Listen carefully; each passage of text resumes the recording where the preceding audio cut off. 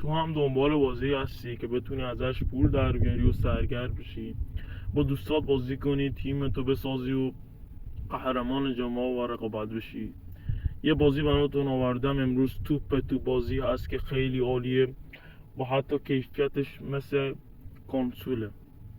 بازی خیلی خیلی خوبیه، توش میتونی بازیکنهای مختلف بگیری، تیم تو قوی کنی و با دوستات بازی کنی و حتی ازش میتونی پول در بیاری. و نحوه پول در آوردن از این بازی اینه که تو کوین جمع میکنی با زدن پنالتی و برنده شدن در مأموریت ها و حتی ایونت های بازی. میتونی کوین در بیاری و کوین ها تو جمع کنی و بالای 2 تا سکا کنی و همین اکانت رو میتونی بالای 500 تا 1 تومان بفروشی.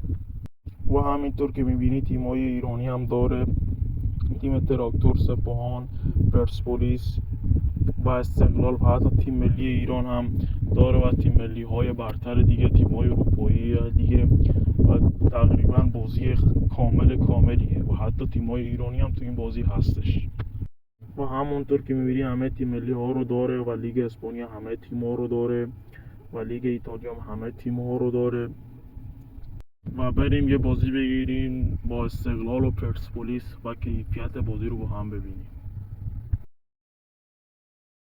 و بله، همونطور که میبینی با تیمای پرسپولیس و استقلال کامله و ترکیب پرسپولیس هم که میبینید کامله. و بریم ترکیب استقلال رو که هم ببینیم که خیلی عالیه و کامل، ترکیب کاملیه و اینم از کیفیت بازی که خیلی عالیه. و برای آموزش نصب این بازی و آموزش دریافت کوین، کلمه بازی رو در کامنت ها بنویس.